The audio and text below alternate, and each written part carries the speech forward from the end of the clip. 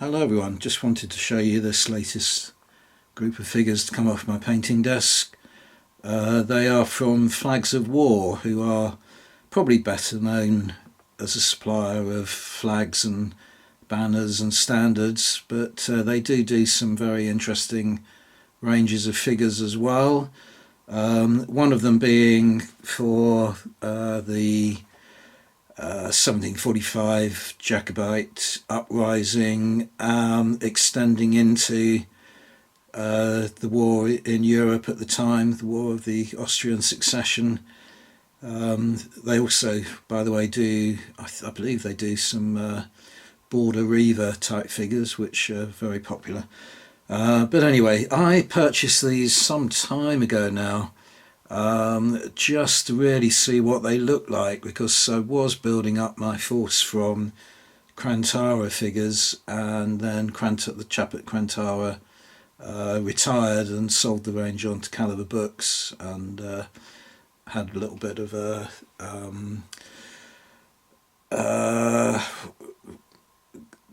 dilemma with them, in that an order that I placed didn't arrive, and I was a little bit disappointed with them, so I thought it better to sort of try and find an alternative range to continue my armies with, which I never like doing. I would much rather, have all the figures looking as though they came from the same range, because ranges differ so much in interpretations of scale and depictions of proportion and the general aesthetics.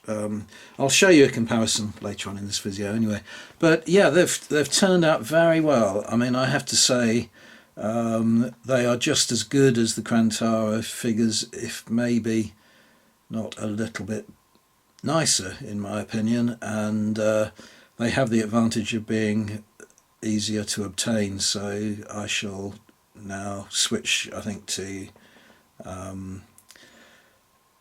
Flags of War, but I might dabble in a few other ranges now. I've broken my first golden rule, which is never to mix ranges up. I might take a look at some of Front Ranks figures, I don't know. Yeah, these are painted up to represent the 37th Regiment of Foot, which just prior to the 1745 uprising had been known by the title of Munro's Regiment. That changed shortly before the Battle of Culloden to Dejean's Regiment, so technically these are painted up as the 37th Regiment Dejean's. Now, had a lot of my usual doubts and hesitations about appropriate colours and so on. It's particularly a problem with this regiment because in between the clothing book, which I believe was 1742, and Morière's paintings, which were the sort of late 1740s, Cumberland, Duke of Cumberland commissioned Morière to paint all a representative figure from all his regiments that he commanded during the War of the Austrian Succession. But sometime in between those two events, certain details of the uniform changed, so you're left, wondering when they changed and what the regiment would have worn at Culloden. I went for the simpler, easier to paint option, inevitably, but we know for a fact that the lapels and turnbacks were yellow, that the cuffs were red, and that there was a plain yellow lace shown in the clothing book, but then in Morière, which was around 1748 according to this thing I'm reading here, the cuffs turned to yellow and the lace was white with a red and blue zigzag and two yellow lines between the zigzags, so impossible to paint that. So I went for the easier version, and the lace for the officers was gold. The alternative would have been silver in certain regiments. So that's how I painted them up, but as I say, did have some other issues. One was the how to decorate the drum on the drummer. Let me zoom in a little bit now, so you can see these figures in a little bit closer up. Yeah, in the end I just gave up on the drum. This is the first regiment I've actually painted up that isn't what is known as a badged regiment. More on that in a moment when I come to show you the Grenadiers. But I always find it difficult to sort of know how to paint the drums. With the badge regiments, I just put the regimental badge on. I suppose I could have done the similar kind of thing with this drummer, but it's very difficult to get any kind of detail with those chords, whatever they are, obscuring a lot of the detail anyway, so I thought it wouldn't matter. Just left any decoration off at all and just had a plain drum. In the case of the Grenadiers, you will see, as I said a moment ago, this was an unbadged regiment, which meant the Grenadiers had the GR, George Rex cipher on the front of their caps, and that was the most common appearance for most regiments, and that is how Flags of War have chosen to put the detail on their figures, which is fine. The Krantara range has less detail, so there is obviously something on the front of the cap, mitre cap, but you can interpret it as you would. It is so obscure that you can paint a GR there and it looks like a GR. You can paint a badge there, like a, I can't remember what the badges were. I think the buffs, for instance, had a green dragon. So you could paint that and it would look equally good. But with these figures, the detail is much crisper. It's obviously a GR, so you have to paint it as such. So if I do get to paint any more badged regiments, I would probably have to file that bit of detail down. Anyway, I could come to that when I come to it. The actual figures it's a sort of firing line. They all look very similar, but in fact there are three different, not poses as such, but three different figures. They all have their accoutrements kind of hanging slightly differently. Their positions are slightly differently. How close the musket is to the face and so on. But you barely notice any difference between the figures unless you scrutinise them closely. I don't know why I did it. Maybe because of the figure size, but I'm basing these up for black powder, so they were on 40 by 40 bases, which does make them quite crowded together. And I've put like two figures at the back of the base and two at the front. That would have been very uncomfortable for the chaps in the front row.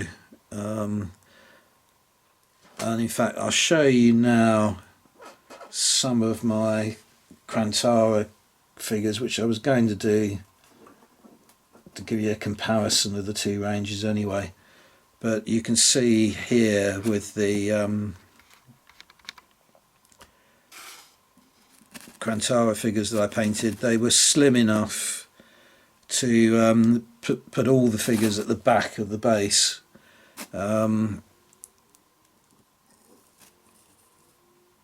So side by side you can see that they are quite different in size and proportion.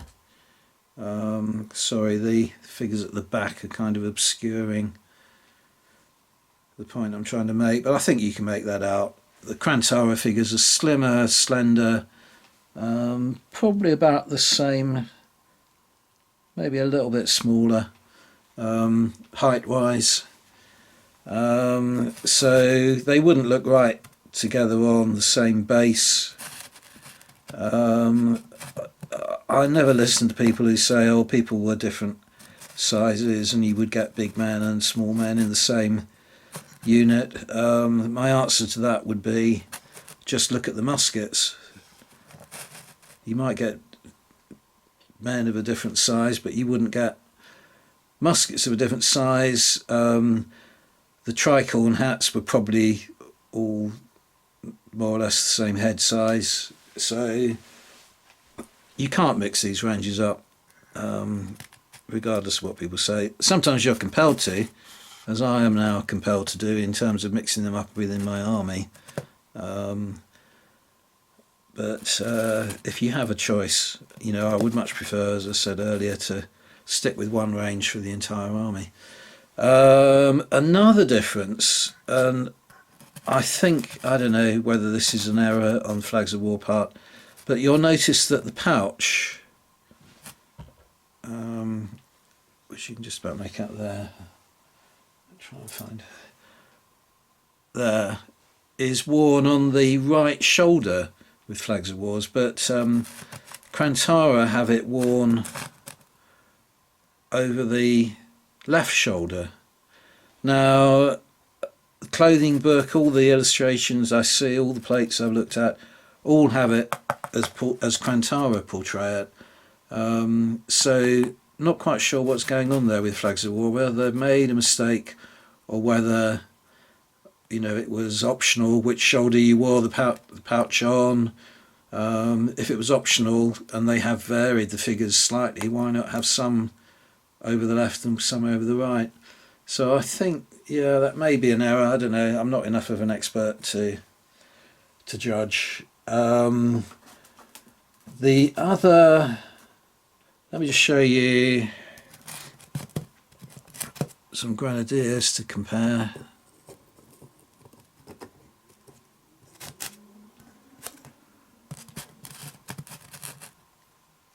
So there are the Flags of War grenadiers.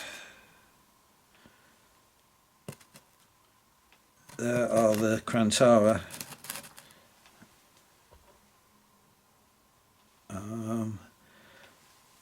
Yeah, it's pretty clear they are Krantara are a lot smaller. I don't know whether you can make out in sufficient detail there. Probably not, it won't focus, but these are the buffs, so they have a badge on their mitre cap rather than that GR.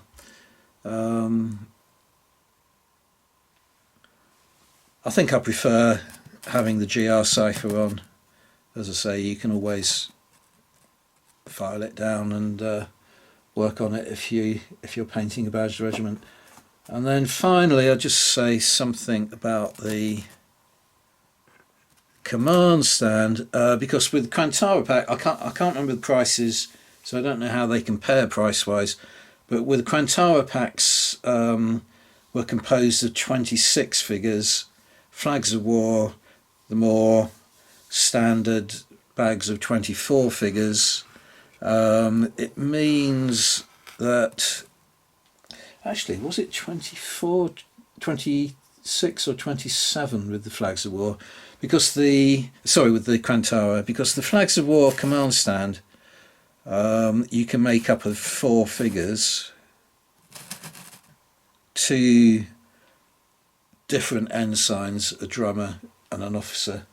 With the Krantara, they're composed of 5 figures, so you have 2 identical ensigns, 2 officers and 1 drummer. Because the Krantara figures are smaller, the bases are smaller, you can fit them onto a 40 by 40 base quite well. Is it 40 by 40 or 50 by 50? Excuse me a moment before I mislead you. Yeah, 40 by 40. Yeah, you wouldn't be able to get 5 figures on this base on your right there. But overall, they have turned out very well. I'm not too upset by the fact that I've had to switch ranges now. Flags of war are the way forward. I'll just give you one more look down the line.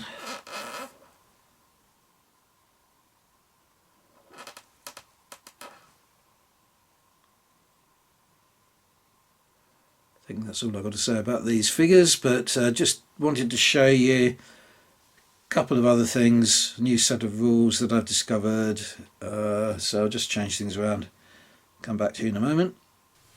Okay, I thought I'd just, while I'm on the subject of the Jacobite 1745 Jacobite Rising, I thought I would just show you a couple of other things I've acquired. Can't even remember now where I saw this mentioned. It might have just been I sort of recommended on Amazon or something like that. But it was a set of rules for the Jacobite Risings in general by a chap called Graham Evans, who publishes a number of rules.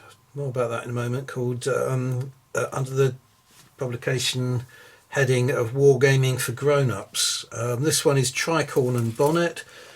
Can't tell you anything more about that. I've just got it for future purposes. Haven't read through it yet. Had a sort of brief glance at it. It is grid based, which has its advantages and disadvantages. It involves a smaller number of figures than black powder would do, which is what I'm sort of eventually building up to. I still don't have sufficient figures to play this game though. Probably got enough infantry, but I haven't got any artillery or cavalry, so I'd have to wait until I've acquired some of those figures before I even gave this set of rules a try. So can't tell you what they're like, just all I can tell you is that they're out there if you're interested in acquiring them. And look at all the other rules that this chap Graham Evans has already published. Tuer is human, Sumerian city-states, Wargames rules. It's getting a bit chilly. Tabletop Wargame rules for 1879 to 84 Pacific War. Dicing with Death. Oh, gladiatorial rules. Worth thinking about with my gladiators, I suppose. Typing era, Wargames rules for land conflict in the mid-19th century China. So I suppose that doesn't extend to the Boxer Rebellion. The Indian Mutiny, which is a supplement for the Typing era rules. For Whom the Dice Rolls, the Spanish Civil War. Spartans and Successors, card-driven rules for refighting historical scenarios in the classical ancient period. And it rolls for Ivan, Russian Civil War. Again, that is based on the previous rules for Him the Dice Rolls, but again, that's a period I'm interested in, so I might see how these play out, and I might look into some of those other rules. So not much to tell you other than someone, Andrew Smith, I think his name was, asked me on an earlier video what rules I might be thinking about using. And I replied black powder, but I've got those in reserve. Oh yeah, and by the way, on the subject of, for some reason, I mean, as you probably are aware, I disabled comments quite way back now when just shortly after the Russian invasion of the Ukraine, because the comments I was getting and so on. But for some reason, I inadvertently allowed comments on my last video. It's not a problem. Your comments are very welcome, and I've had comments from certain people that I miss not really communicating with as a result of my new policy. But just to say, those people who did comment, I'm very grateful for your comments, and I have hopefully replied to all of them now.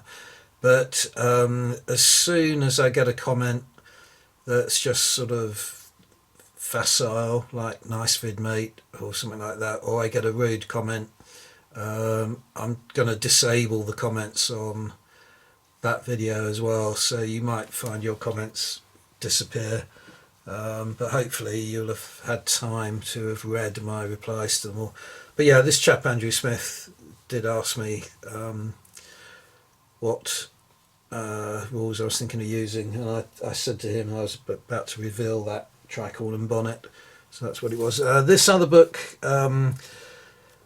not kind of only sort of vaguely relevant to the topic we're talking about, the Jacobite Rising of 1745. I saw this in a charity shop and thought it would be useful to get more as a kind of reference book for painting tartans of more recent periods, because the whole tradition of having clan tartans and so on really only began in the 19th century, the early 19th century, with people like Walter Scott more or less inventing them.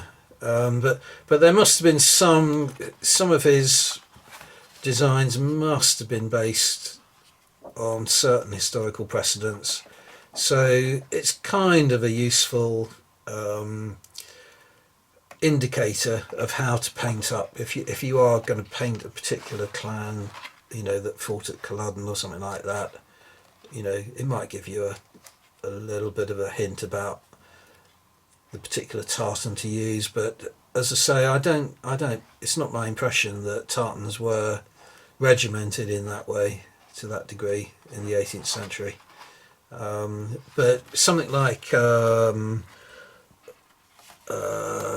you know, Victorian era colonial kilted figures and that, or later still, when kilts were worn in battle, it will come in very handy, and it just gives you little